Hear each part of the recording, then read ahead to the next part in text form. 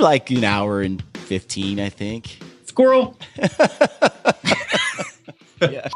And I have sniffed so much Yeti that my head immediately became shaped for a flat brim. This is Tim Burnett with Solo Hunter, and you're listening to my favorite podcast, The Gritty Bowmen. I just Randy Black Eagle. That's it. Boom. That's how we roll. Just drop the mic and walk away. This is, as everyone knows, you want every piece of equipment or kit that's in your pack to serve two purposes. In the case of the Phelps Bugle, it is a bugle. It is also kind of a playtime, around camp wiffle ball bat, especially if you find those mushrooms. I have got my special shirt Tanya Avery made me for the world's okayest hunter. It is also, you can sound Strider if you need to, and the Hobbits. What do you call that pack? I don't know if I'm supposed to say. You can plug this up and have at least 85 ounces of water in an emergency situation.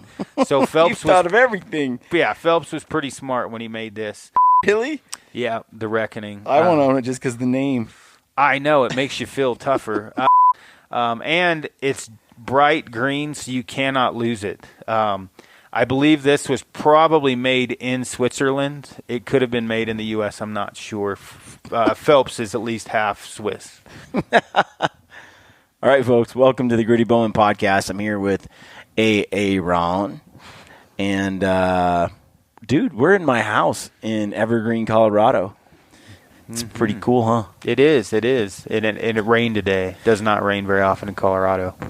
Yeah, it's kind of annoying, really. It feels like I didn't really leave Oregon. So, but we're heading out to go hunting tomorrow night or Friday morning. That's right.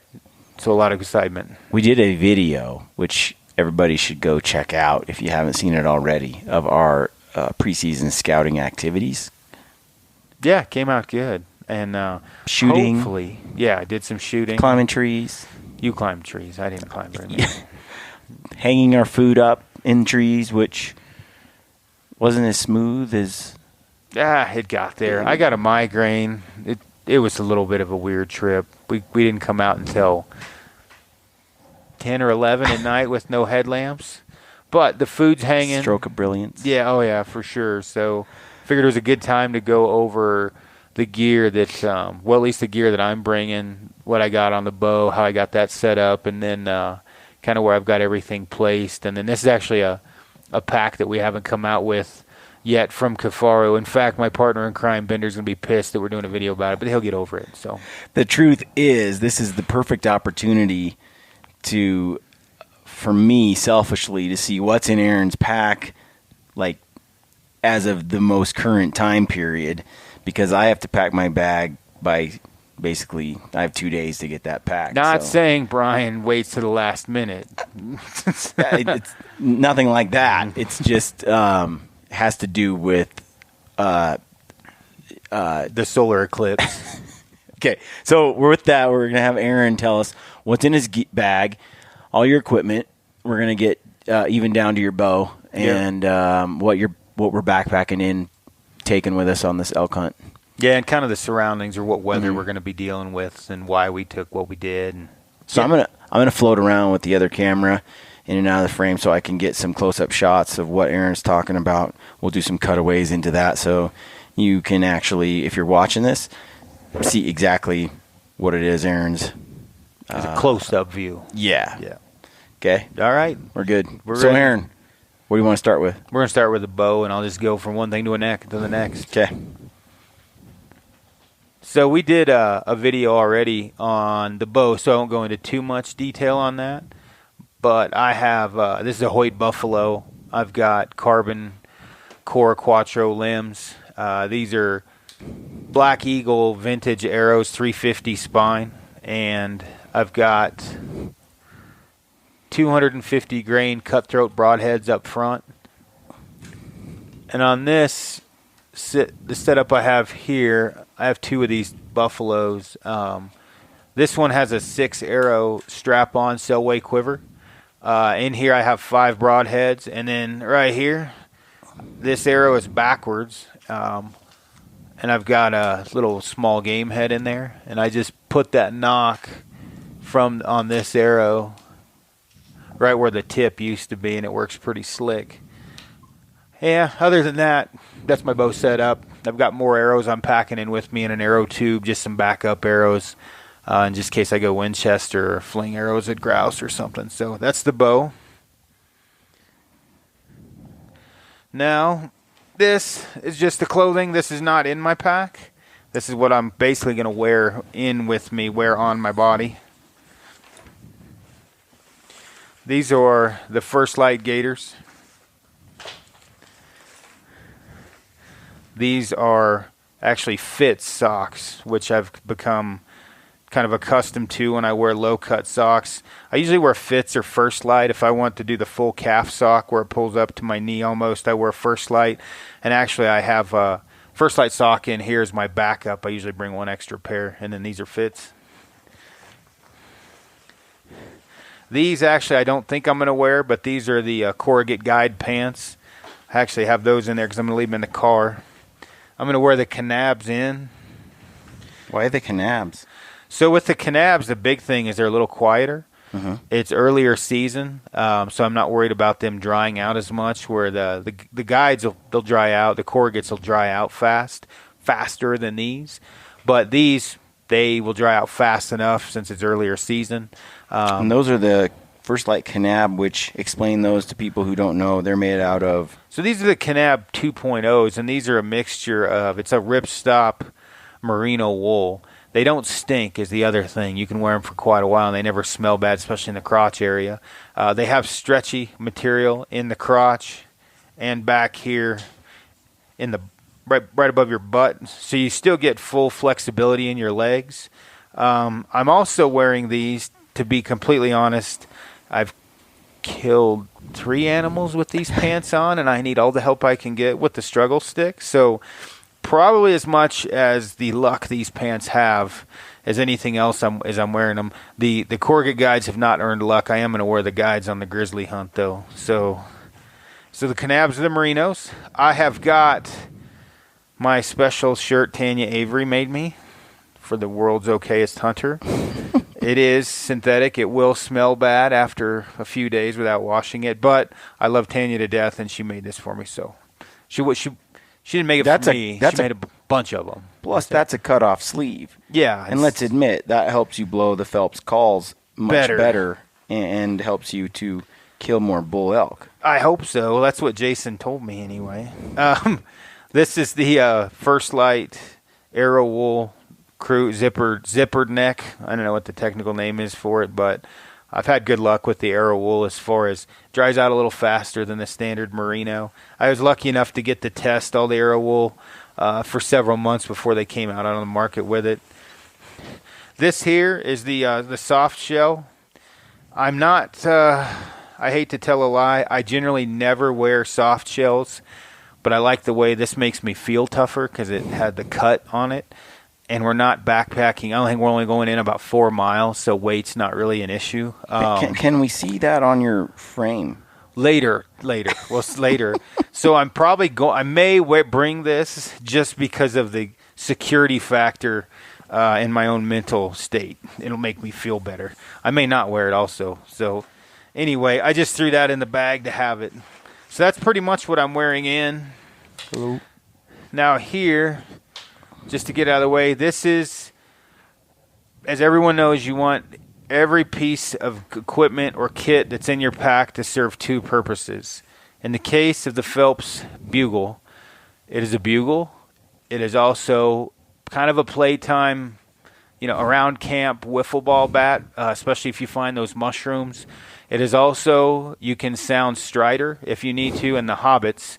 You can plug this up and have at least 85 ounces of water in an emergency situation. So Phelps thought of everything. Yeah, Phelps was pretty smart when he made this. And it's bright green, so you cannot lose it. I believe this was probably made in Switzerland. It could have been made in the U.S. I'm not sure. Phelps is at least half Swiss. So here's the pack. Now, what I have here, and I will say not to have a complete sales pitch for First Light. We're obviously sponsored by First Light at this point in time. I'm a friend of Kenton's. What you want to do as far as clothing goes is my suggestion is you want to assess kind of the area you're going and the time of year. In the case of elk season, I don't bring a lot of clothing. I bring one extra set of socks, one extra set of underwear. I try to wear my base layer uppers, merino wool. Obviously, I have a sleeveless shirt, but I'm meaning my stuff that really counts. I want to be merino wool. I only bring one pair of pants. That's the pants I wear in. I have the base merino. I have a kind of a fleece layer over that. I have a puffy jacket and then a rain jacket, and that is all I bring normally. I have that soft shell. Again, like I said, if it was a quote-unquote serious backpack hunt, I would not bring that soft shell. But just make sure you get good quality synthetic or merino clothing when you head in. So on this pack, what do you call that pack? I don't know if I'm supposed to say. This pack's called The Reckoning, actually. Really? Yeah, The Reckoning. I want to own it just because the name. I know, it makes you feel tougher. Bender, I named this one, Bender named the other one. Because, to be honest, I mean, that's what an elk hunt is, right? Like, it's time. Exactly. The Reckoning is here. I liked the name. Yeah.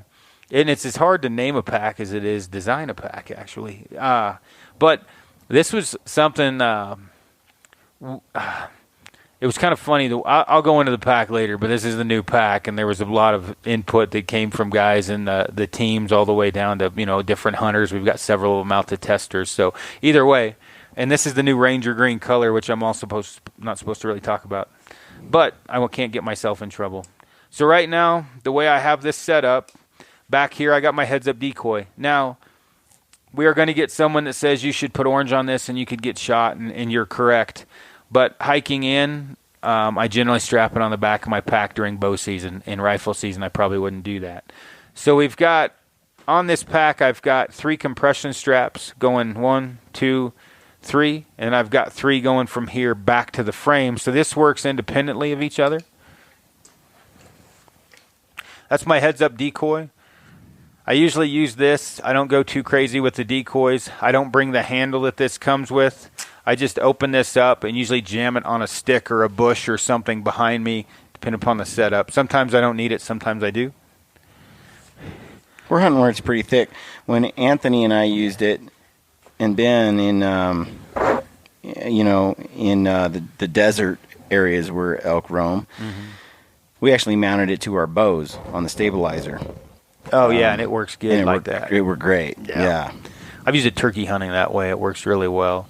For me, when I'm calling solo, especially, I always set that heads up behind me as much as I can. So, all right, the way I've got the Reckoning set up here, these move up and down the vertical compression straps. So depending upon where you need them, you can move them up and down this webbing right here.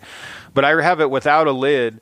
The snow collar folds over into a lid. Mostly that is due because Brian and I have backpacked in all our food in our shelter. So keep that in mind as I'm going through this. I'm not going to have a shelter in the pack. It's hanging in a tree. So I've got this zipped down for my day stuff, or for my multi-day stuff, and then I'll empty it out and kind of go over one piece by piece. Right here, this is a 14 millimeter 2.8 Canon lens. It's my wide angle I'm bringing. This is an ape case. I believe this is what it's called. Yeah, ape case. I got silica packets in there for moisture to help with that, because it is raining quite a bit. This is my Canon 5D Mark III. I've got a 35 millimeter 1.4 on this right here. This is another ape case. I threw these in. I don't keep my binoculars in my pack. I just threw them in so I wouldn't forget them. Again, we have a little extra room in the pack just because we have hung our food up. But this is an Alaska Guide Creations chest harness. In this chest harness, over here, I've got a lens pen, and it's just the standard for cleaning off my optics or my camera gear. This is my Petzl E-Light, my headlamp. We went over this several times, but it's just like a 1/2 ounce headlamp, and pretty slick. It works real well, especially for an emergency Hey, situation. let me get a close up on that. That's pretty tiny, dude. Yep. So how does it go on your head? Let me make sure I can make this happen with the new headset. Ooh. Dude, you look good. Cyclops. What's nice about this, too, is you can strap this around like whatever your... How long does that light last?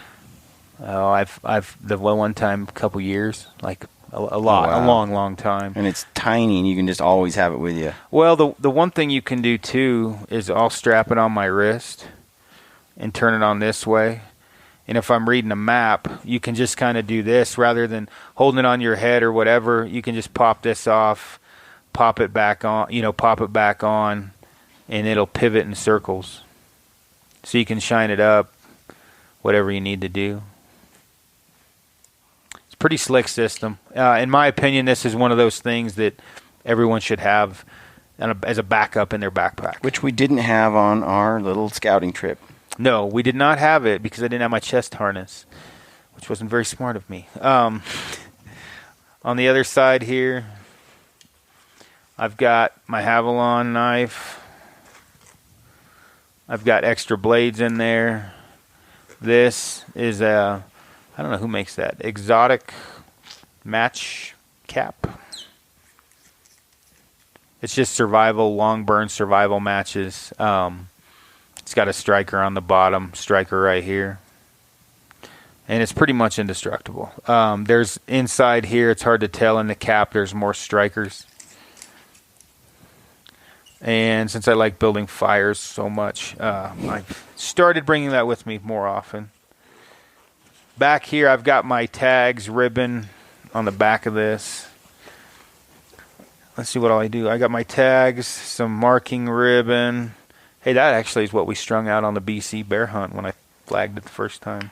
Mm-hmm. I got some extra Havalon blades, a lens wipe, stuff like that. And in the front, I've just got a big bottle of Windicator. Sometimes I put that up here. And I've got 10 power Razor HDs in here, but I think for this hunt I may end up running my 8s. But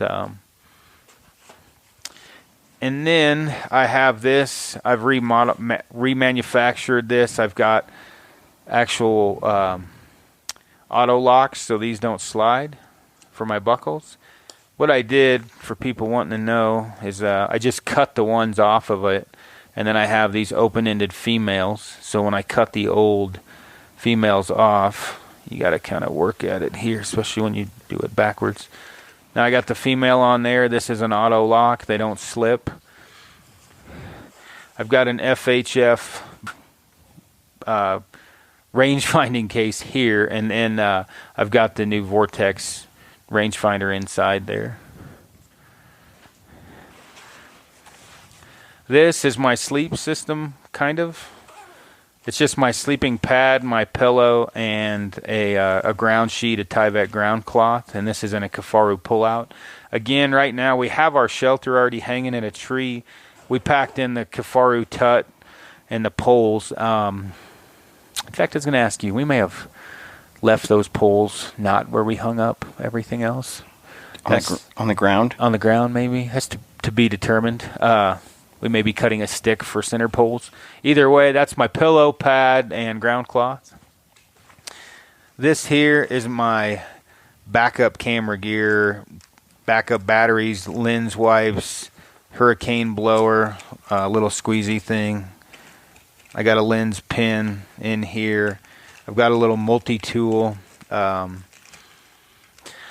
stuff, backup SD cards, nothing special. This is a waterproof case. I just carry a couple backup SD cards, although it seems like with the videoing I may be changing that and carrying many more than I'm used to. This here is not the lightest weight system, but it is a broadhead case, and I just wrapped a lens towel around it with backup broadheads, and then I kind of padded it up with this so when I squish it down they're not bouncing around all over the place. I normally don't do that, but I don't know how many arrows I'm going to be shooting, so I've got padded in there. This is my Possibles pouch with a bunch of other crap in it, and we'll go over that in a minute in more depth. This is all my clothing that I have for backup. So this is the new ultralight puffy jacket from First Light.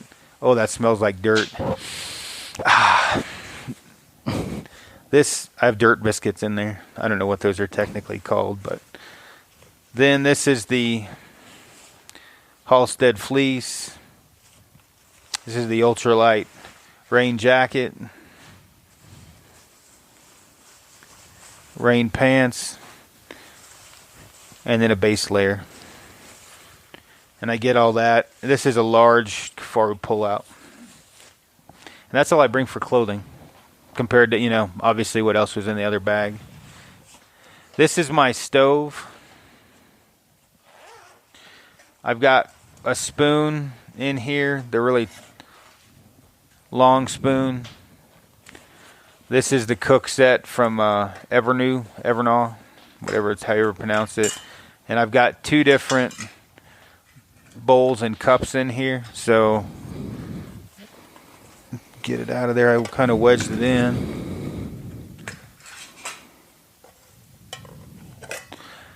That's what I drink my coffee out of. This is what I make my ramen and noodles out of. This is a Soto Windmaster stove. All that goes inside here.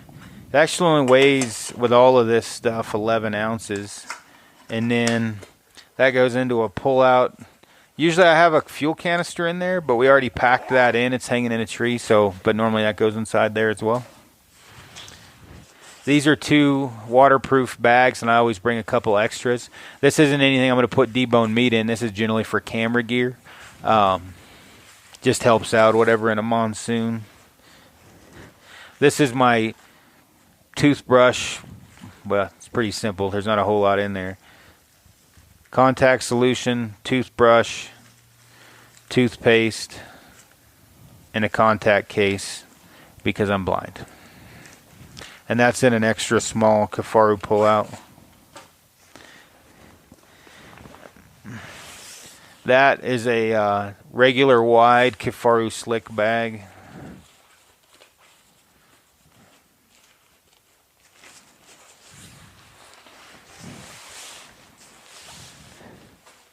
I don't have to have a wide, but I like room, so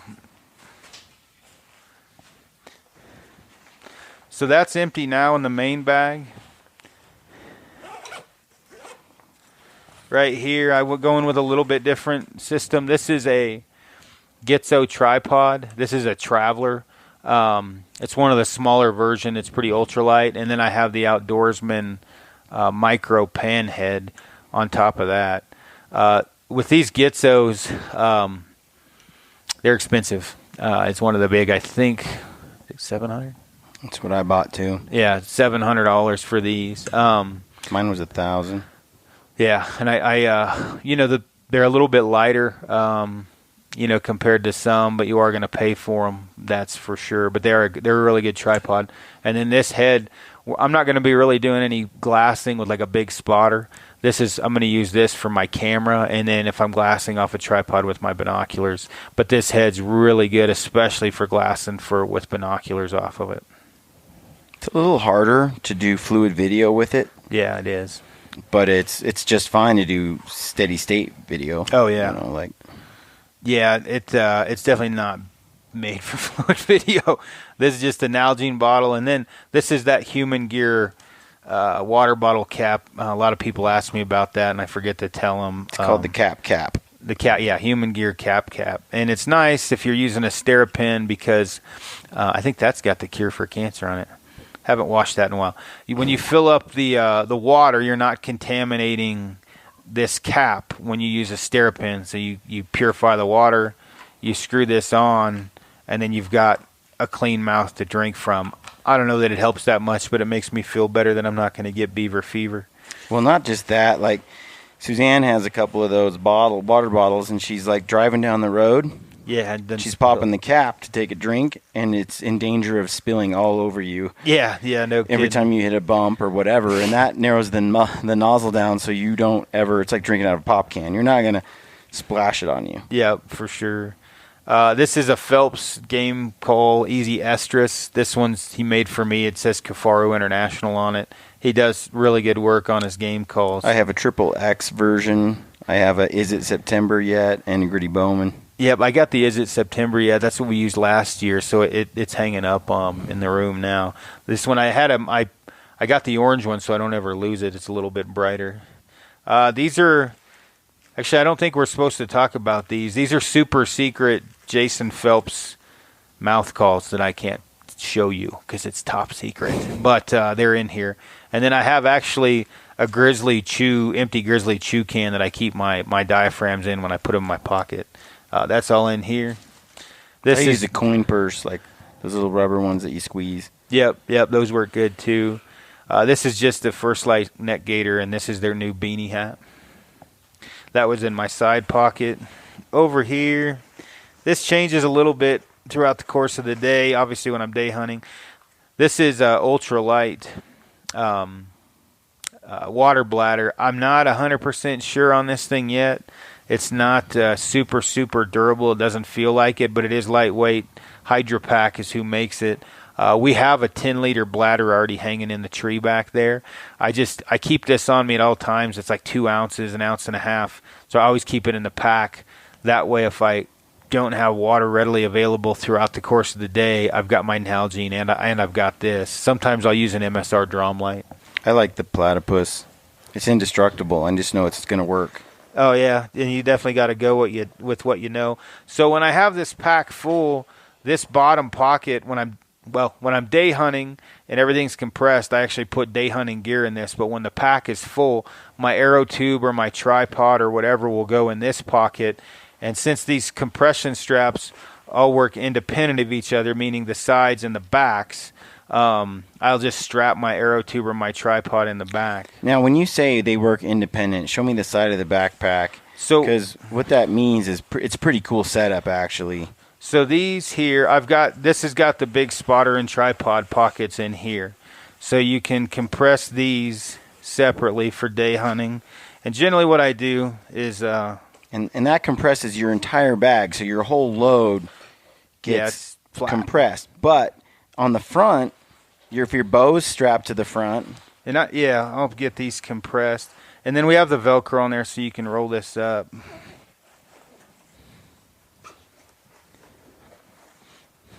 So, obviously, web maintenance. But now, in day pack mode, as Brian was saying, these work separately of each other. So now... Separate of the side compression. Exactly. I can buckle this across and suck that tight to where now I can strap my bow in there. And so when I unbuckle this, obviously the bow comes out, where before, or in some situations with different packs, these didn't work independently of this strap. They went all the way around, so when you unbuckled it, all of the compression was lost in the bag. Where with this system, you're still maintaining compression on the sides, but the back is independent. I'm not doing the greatest job of explaining this, but if I'm packing out a heavy, heavy load of meat and I don't have this as flat as I do now, for example, if I want to strap my bow on, I can compress the sides to make for a more comfortable load on the way out, compress the sides as much as I want, but I don't want to crush my spotter, crush my bow. This, I can just strap and put just enough tension on it to hold my bow, tripod, whatever, without smashing it.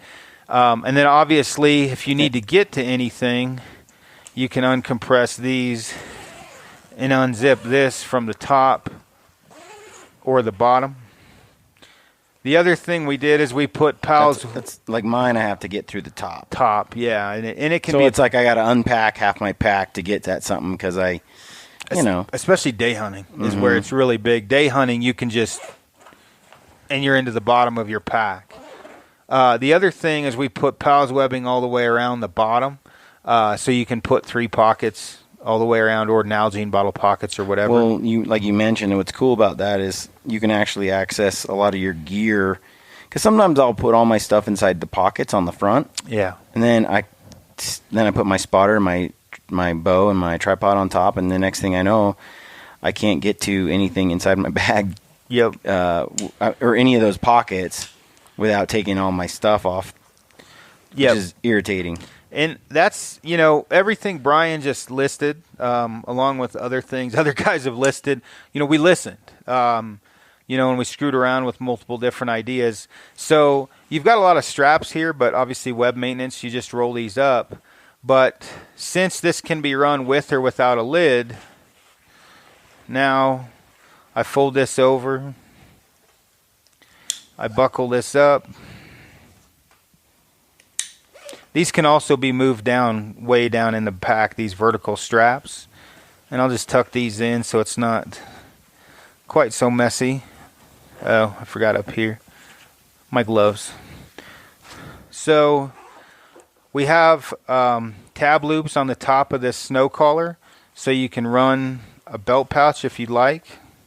You can take it off if you're going to run a lid. So the idea and how we change this a little bit differently, there's tab loops up here, so you can run K-clips to the lid, so the lid will work like a book, so you can just run the lid over the top of this, and these straps here will buckle into the lid, or you can run K-clips with straps to the lid, so the lid's adjustable up and down, or in this case, take it off completely. I don't need the space because we already packed quite a bit of stuff in. I've got it completely flat. I've got a pocket up here, and I didn't take a lot of time to flatten that, but it goes pretty dang flat.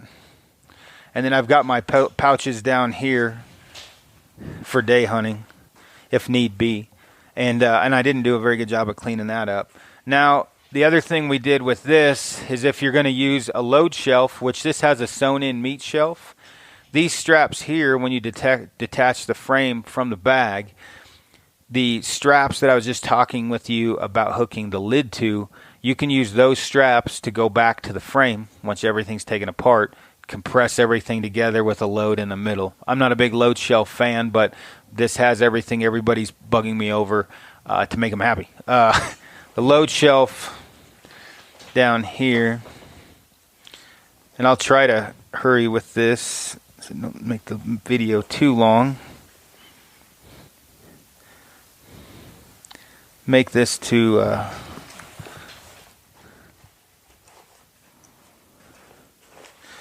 the load shelf right here has two different attachment points. Right now I have it attached really tight to the bottom, but when you want to detach these, detach it, and then you've got this shelf here. And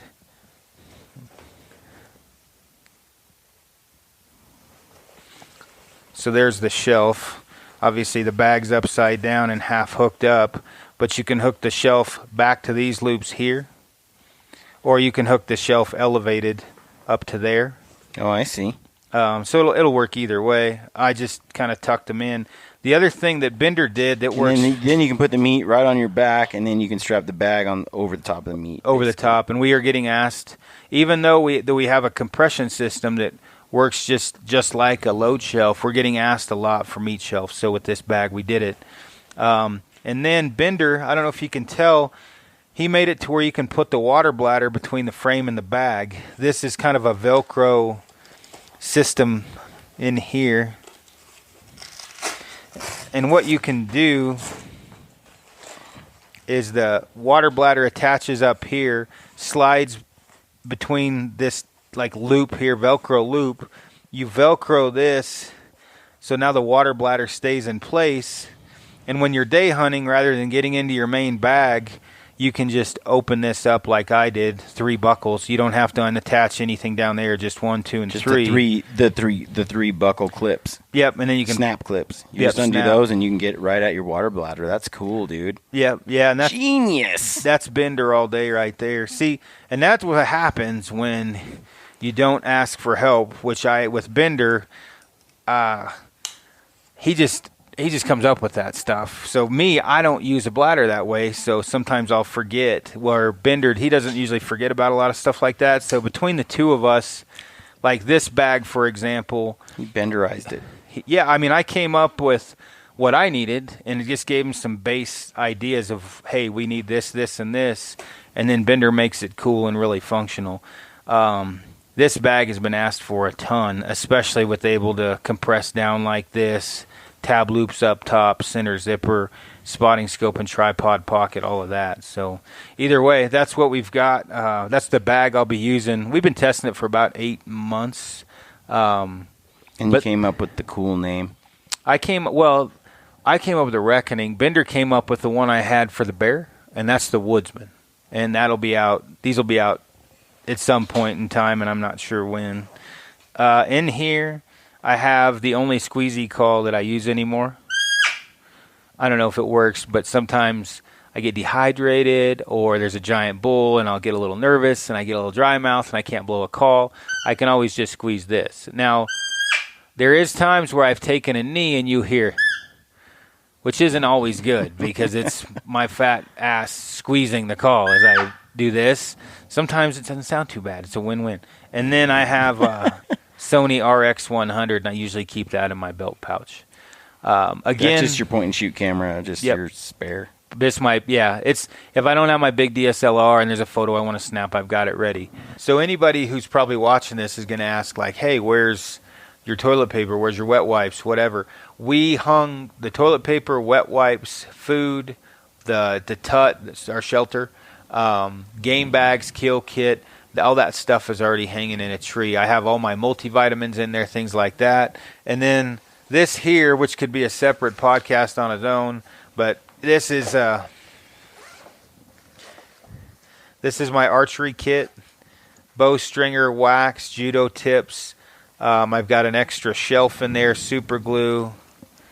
This has got center serving with tied around this lighter. I got a backup string in there. I got a stringer. And I've got all kinds of stuff in this thing. This has got migraine pills, Aquamir tabs, batteries, Band-Aids, kit for patching, like a tenacious tape, a kit for patching your air pad. This here is actually kind of lip moisturizer for when I get chapped lips, things like that. I've got elk pee because it makes me feel like I'm trying harder when my boots smell like cow and heat. The Garmin 401, and then I've got my compass on the bottom. I think that's an M9. This is a headlamp I'm actually just trying out this year. It's a black diamond. This is a new, it's actually some of the coolest, the Hardy face paint. This stuff's pretty slick. I'm going to go a sample. So you just, and then you rub it in, and it dries harder than woodpecker lips, and it does not come off. What's nice is you just get a wet rag and smear it off, and it comes off. But dude, it's like the smartest system I've found, and it dries almost immediately. It doesn't come off. It breathes pretty well, and then you just get a cold or a warm rag and rinse it. It comes right off. So it's a Hardy face paint, and actually the guys at Rocky Mountain Specialty Gear are the ones that showed it to me. Now that I look like a Braveheart. Is that a compass? Which matters. Yeah. I mean, if you feel like you look tougher, you're tougher. In here, I've got Leuco tape, and then these are my Harry Potters.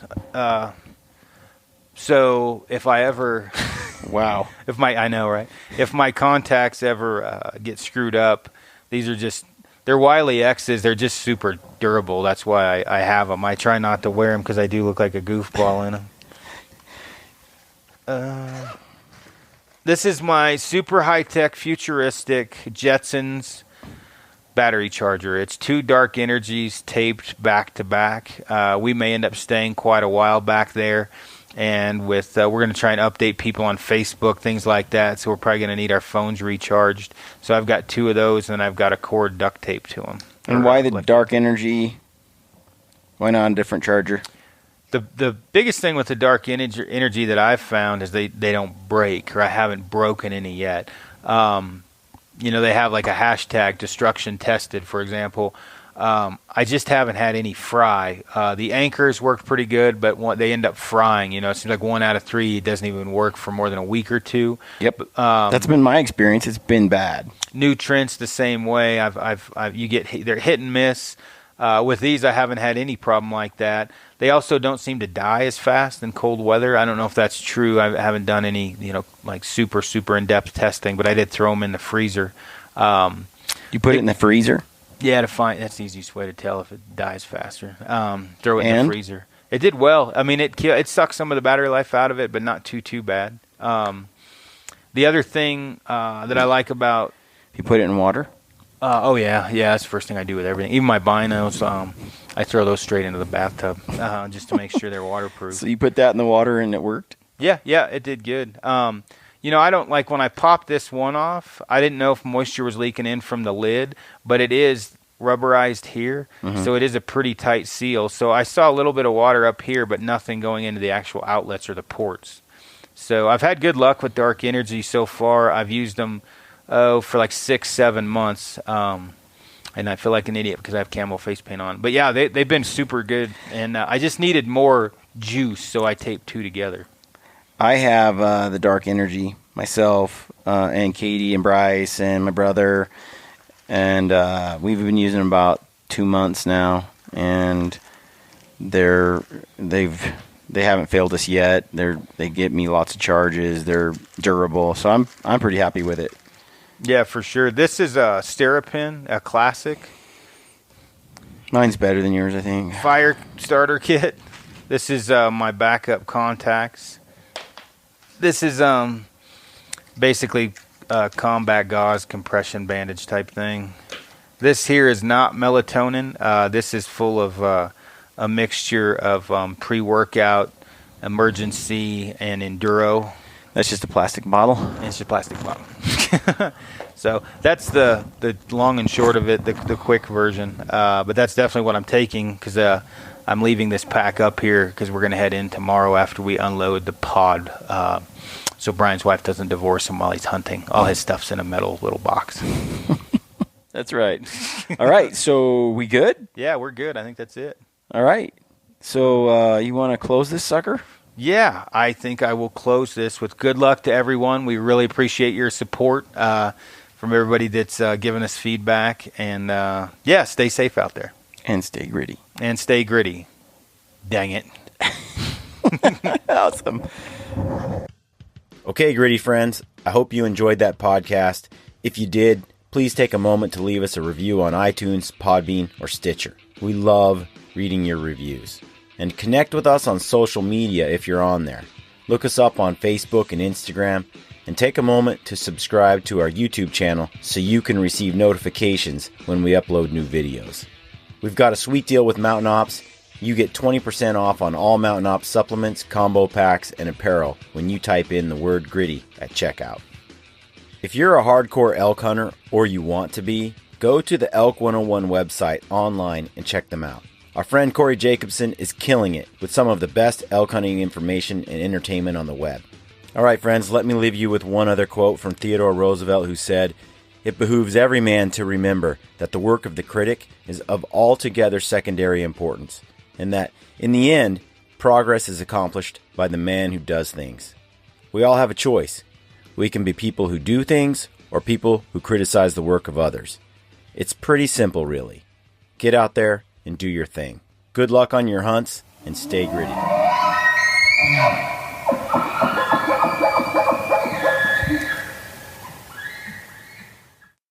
This is Ty Stubblefield, and you're listening to the Gritty Bowmen. Gritty Bowmen.